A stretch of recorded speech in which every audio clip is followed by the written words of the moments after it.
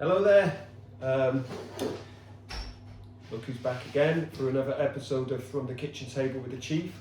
This week I'm graced with the company of somebody who will be known to a lot of you. Some of you might not know him, but this is Paul Winder. Paul? Hello. And Paul's just dropped by. He's just been doing a bit of a training ride for the Pan Celtic. Preparation, yes, you can see. Yeah, I'll get to that in a minute. Anyway, without further ado, you know the score by now. We've got a timer, we've got a theme tune. We're still looking for the theme tune that will basically be the one that we stick with. So, timer, 6 minutes, because Paul tends to talk a little bit more than me even. Oh yeah, he's been Our tails together's not great, to be fair. No. So I'm going to hit the timer, hit the theme tune. I'm going to introduce Paul again, and then that you will hear from me. So timer, start, 6 minutes, go. That says 1 hour, 5 minutes. For fuck's sake. Right, that's wrong. It's probably more accurate. Then 1 hour, 6 minutes, start. We've got 6 minutes on the clock. Theme tune, let's go.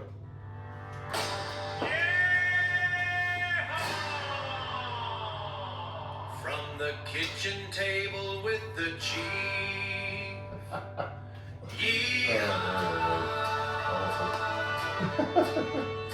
Who is it? From the kitchen table with the chief. Country western, isn't it? Country western.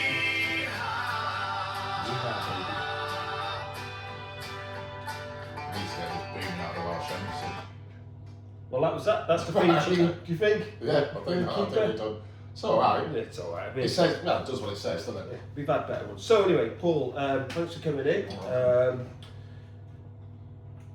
I guess, so how many Pan Celtics have you ridden? This will be the sixth. Sixth one this year. He was out at the start. He's done every single one. Scratched on one. Scratched on one, but he's coming back for his sixth one. So, Revenge Island. so yeah, Paul. So tell us then. You've done your first Pan Celtic in 2019. Coming back in 2026 for your sixth one. Tell us about the journey you've been on. Tell us a little bit about yourself. Well, yeah, most people will know me, I guess, or probably will do at some stage as you pass me. I started in 2019 into this. Been thinking about this. I really generally don't have a clue why I signed up. It was totally out of my comfort zone. I've done a few Audaxes, etc. And I won't go on too long, so I haven't got much time. It's been a journey for me. The Pan Celtic's been a bit of a journey that's been parallel with journey in my life. But yeah, I was a commuter cyclist. I started cycling to lose weight. Did a bit of running, a bit of kill me. Commuter cyclist, joined a few clubs, rode on my own, worked out that I liked riding longer rather than faster. Saw a post, and Toby used to be a member of Chester Road Club where I was a member, so somehow I saw it, and weirdly enough, without being too deep, sometimes things find you rather than you find them. For some reason it gave me a bit of a calling, and then I did it, didn't have a clue what to do. I always remember Paddy Dunn saying to me, he said, when I was at the start with that bagpiper playing, he said you look like an island amongst a sea of men. Totally lost, didn't know anyone, don't think I knew anyone, to be fair. And did it, and you know, no fanfares. I think I was 2 days over, 12 days over, something like that. I always remember the last day at Barmouth, 140 miles to go and 11,000 feet, pissing down at 4 o'clock in the morning, and getting to the end, trying to chase down Amy Kay on a little half bike, whatever it was she was on. Was 3 at the end, and it was, and to be fair, it's probably the greatest feeling I've ever had in my entire life, or one of them. And I got the bug, simple as that. I loved it, loved the freedom, loved the absolute, I call it a holiday from life. That's how I see it. No emails, you make contact with your loved ones, obviously check in. All you have to do is eat, sleep, drink, move forward. It's the most primal thing in the world, and I think it's, you know, whenever you go on holiday with someone, whether it's with your friends, family, you're always doing something for someone else, and this is actually quite selfish in the nicest possible way. I don't think many people get that. So I did that, and in 2019 I did it for very personal reasons. At the time I had my own problems, and I needed to prove I could do something. And You this- also raised money as well, didn't you? Did yeah, I raise money every year. I'm raising money for one this year, St James's Place, which is a male suicide charity. But obviously I do my own vlog, so I'm not going to go on to that with that. But then as it went on, and then we did COVID it the second year, didn't it? COVID it hit one 20 this a year. Then, COVID yeah. hit 2020. We had to like Yeah. pause it. And then we came back, did the next one, Cornwall, which was hilarious at the start.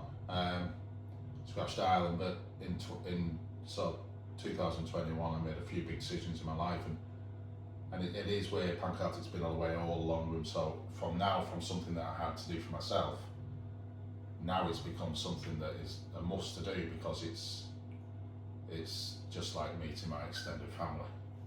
It's amazing. I met some incredibly good friends along the way. A lot of them in touch with, and I've stayed in touch with the gatherings, etc.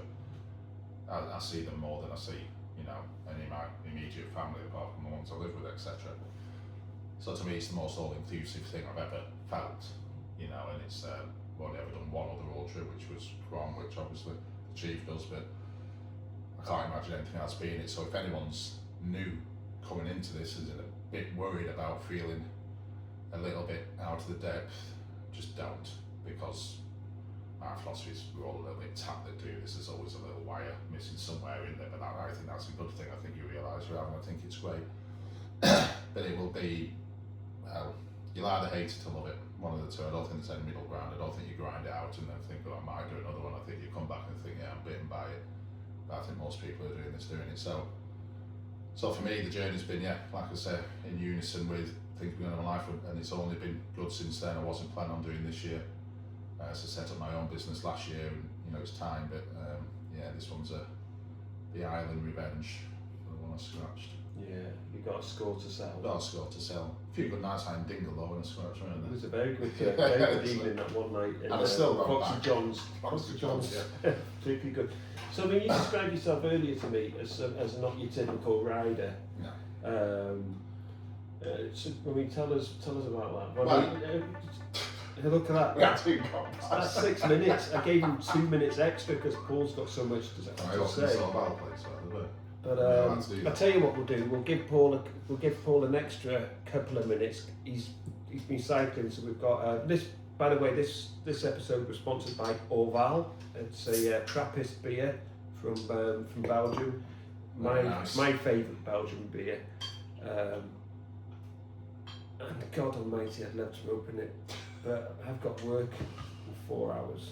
I've got I parties can't to go believe to, it. so And he's opened it. Can I smell it at least? yeah. Have a little. But no, I don't. Well, I am, and I do ride, but Neil, who I know very well on before me, so is sometimes ridiculous, an incredibly good rider, high level. No, Neil Lauder. Neil Lauder, yeah. And I'm bigger than most riders. I'm usually the biggest on the Pan Celtic. But that's like tall and build, isn't it? Tall and build, yeah. Tall, Yeah. it's. And so it's. I think one thing you see this a lot with a lot of sort of, how do I want to put it, the more welcoming, maybe the more welcoming ultra distance, and certainly Audaxes. It's all shapes and sizes, isn't it? That's the great thing about it. It's a mix. You don't go in feeling overawed, looking and thinking, oh, right, okay, I'm racing against 800 rappers, anything like that. You go and you just see, and it's like people of all ages, sexes, everything, and it's like, right, okay, yeah, we've all got this one thing in common. And again, you don't get that in normal life, do you? No. Within the thing coming from far afield, you are all there for a singular reason, and that reason is your love of cycling, love of a bit of freedom.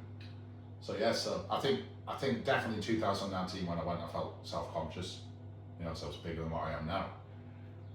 But that soon went, soon went after the first night, really. Yeah. When we had a cracking night and stuff like that, and also, weirdly enough, I just rode past Swallow Falls today, where I didn't stay over that night, but yeah, it was stepping into the dark, because again, I wasn't a big group rider. Club rides are all right. But yeah, no, it's brilliant, and I think that's what I really want to get across for people who are, anyone who's done ultras. Some people at the point end will be very focused. Just go in, don't stress about anything. Expect something to fail, because it will. Certainly if we are, All you can control is your mind. Your legs do what your mind tells you to do. Your mind's the thing you're in control of. Your bike, you can come prepared, but as we all know at the Magnum Opus, what was it? Handlebar, cranks, front rear shifter on the Di2, battery on the Di2, rode in the granny gear for the last 1000k, one Wahoo and one Garmin. I think that was the thing. And to this day, still don't know how much that one cost. But it's trick as broom, weren't it? Yeah. And maybe in 2019 I'd have thought, oh, it's too much, but there's nothing you can't overcome. The easy decision is just to say, oh, no, it's not right, is it? But like I said, the experience is worth more than that. And it's just something that happens. It's no big deal. It's not a struggle. And have you had It's a privilege. So I think every person without fail, having done a long ride or an ultra, they always have these dark moments where they're thinking about quitting. So what would you give advice? What advice would you give? It's a moment. It's a moment. It's a moment. And what will happen in that moment? Do another pedal. Do another pedal, okay. Listen to some music. Put something on. I remember the first year. And to this day, that first year, the first day was probably the hardest days riding I've ever done in my entire life. Blockhead wind up north. It was really yeah. And it was, and I just remember going to all these moorlands and I was in this place thinking, what am I doing? And then, I don't know what happened in the 5 minutes in between, but then I'm just singing my lungs out and just laughing and almost crying. I think I was so happy. It's just a moment. And if you can't experience, you only experience highs if you can experience lows. If you're in that middle ground somewhere, you're not experiencing anything. You need them. You know, and it's like, we know each other pretty well, and you always said there's always certain place on the things where you think there's going to be the highest amount of casualties. I remember Cornwall, it was Bristol, weren't it? Yeah, that's where we expected. Yeah. We did. That's where we had. Because the you've biggest done all the scratch hard rate. bit, haven't you? Well, Cornwall and then Wales. But it's like, oh, I can get a train here, innit? Just ride past it. Trust me, just ride past it. It will literally. It's different if it's a medical, etc. You know, and there's something that is going to affect you for longer than it should do. But if you're just thinking, what am I doing? Just stop, grab something to eat, talk to someone. I remember when I was in Ireland one year, I was just looking for somewhere to stop and to talk to someone. Because you know that once you sit down, they'll say, what are you doing? Yeah. And then you can go into this thing. And they'll be blown away by the fact yeah. that they're doing that. So they give it you, and then when you start talking about it again, you realise why you're doing it and you love it. It is just a moment. It's a fleeting moment in time, you know. And if you do it, I was scratching Ireland because it was physical, you know. Yeah. Couldn't hold my bars and couldn't put my feet in pedals. But You still rode on from there, didn't you? after 3 days on the Guinness, Yes. yeah. 3 days Guinness helps. Yeah. But I don't think I've ever actually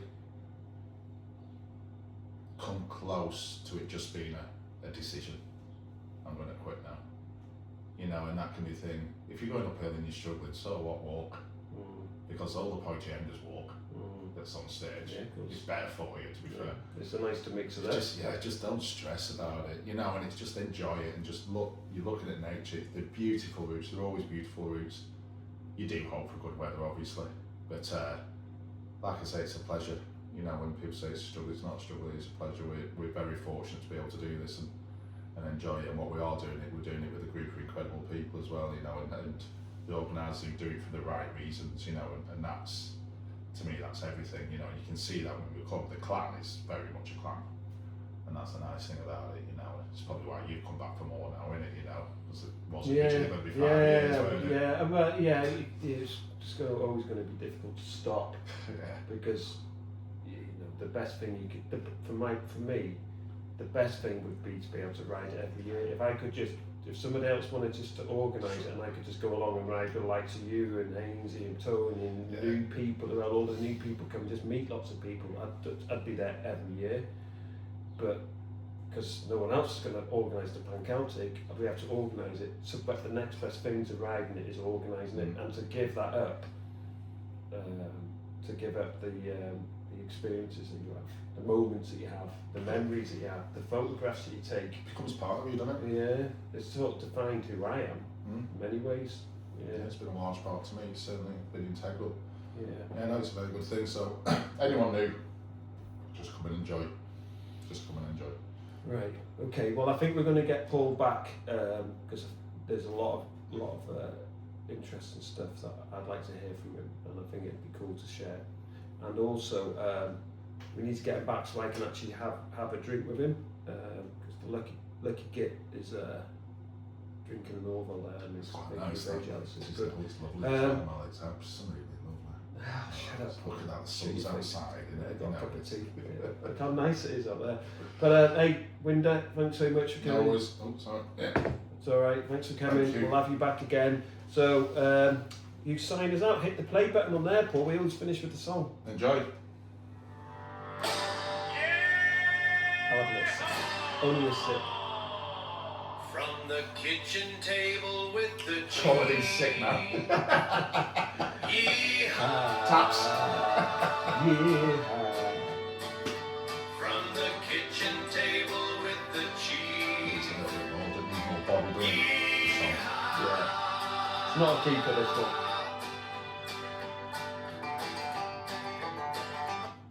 And yeah, thanks for that. And if you haven't noticed, I've got a half-built bike behind me, wheels and etc. I'm off to do the Cromboy a week today, next Saturday. I probably won't release this immediately, this episode. So you're probably watching this. I might even be dead. I might even be dead when this comes out. I might be hit off. That nearly was last year on it. Well, You let's nearly not was. talk about that. Sorry, I'm going to cut that out. Thanks for coming. Bye.